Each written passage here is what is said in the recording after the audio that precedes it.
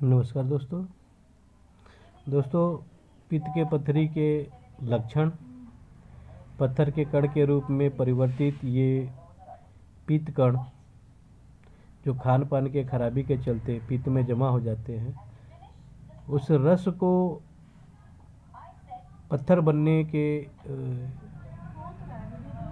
पित्त कण मटर के दाने के बराबर छोटे अथवा कबूतर के अंडे के बराबर बड़े, कई आकार प्रकार के, कई रंगों के तथा संख्या में एक से अधिक पाए जाते हैं। जब तक पथरी पित्त कोष में रहती है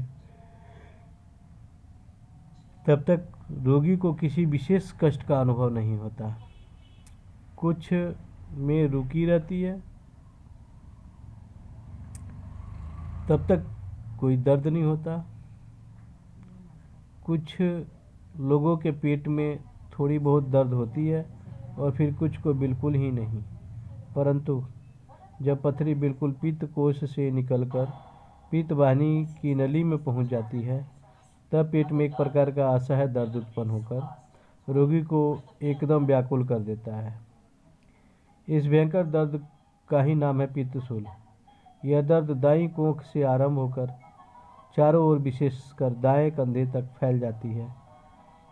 यह दर्द बहुत घंटों से लेकर कई सप्ताह तक बना रहता है तथा फिर अचानक ही बंद हो जाता है। इस दर्द के साथ वमन, कामला, श्वास कष्ट, मूर्छा, ठंडा पसीना, नाड़ी की कमजोरी तथा हिमांग आदि के लक्षण भी प्रकट होते हैं। दर्द के बंद हो जाने पर कष्ट स्वतः ही दूर हो जाती हैं। उस स्थिति में शौच के समय, मल को धोते समय यदि पत्थर के कणों का हाथ से स्पर्श हो तो यह समझ लेना चाहिए कि पथरी पेट से बाहर निकल गई है। तो इसके जो औषधि है उसका नाम है कैलकेरिया कार्ब।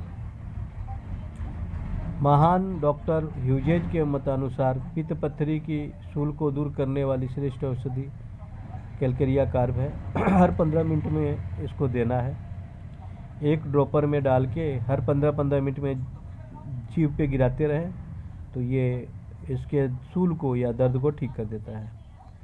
वर्बरिस वल्गेरिस क्यू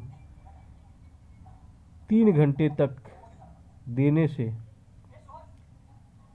अगर कैलकेरिया कार्ब को 3 घंटे तक देते रहें, अगर दर्द न बंद हो तो इस औषध को 20-20 मिनट के अंतर पे 10-20 बूंदें देनी चाहिए अथवा इसे 6 शक्ति में देनी चाहिए।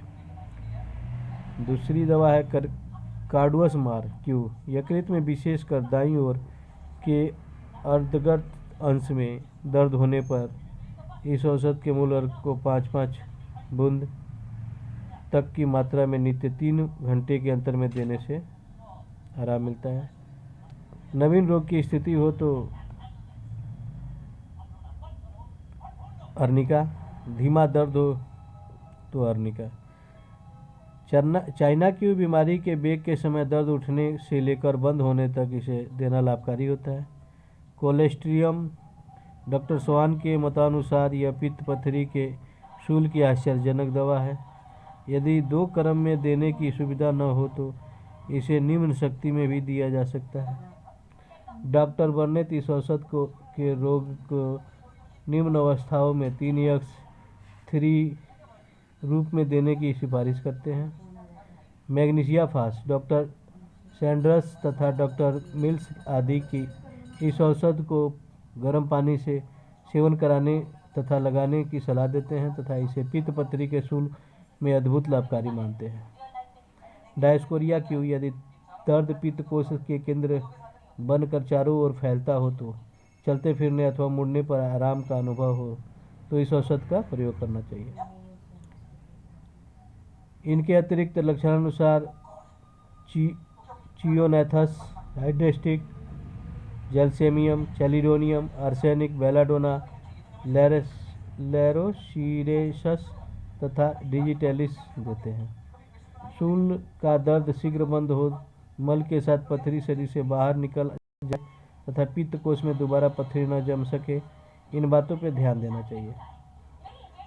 दोस्तों ये हो गया आपके पित्त पथरी का उपचार।